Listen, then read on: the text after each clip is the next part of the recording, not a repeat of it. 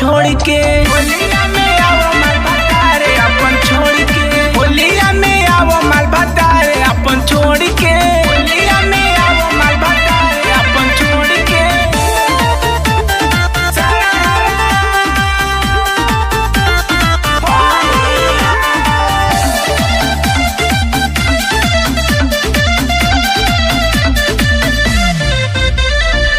first फरवरी में कलेलू शादी चालू हमार कह देलू तू बर्बादी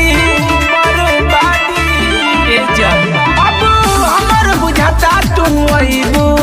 छाने छाने जाने पुआ बाकी अइबू छाने जाने पुआ बाकी अइबू कहले बिमले से सब रिश्ता नाता तोड़ के आई जा तू जानो मनोहर के छोड़ के होलिया में आओ माल भतारे अपन छोड़ के होलिया में आओ माल भतारे अपन छोड़ के होलिया में आओ माल भतारे अपन छोड़ के होलिया में आओ माल भतारे अपन छोड़ के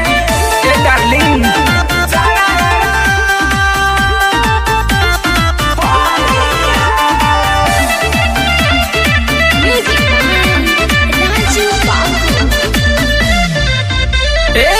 रंग या बुटाई घर के होत बाजियान हो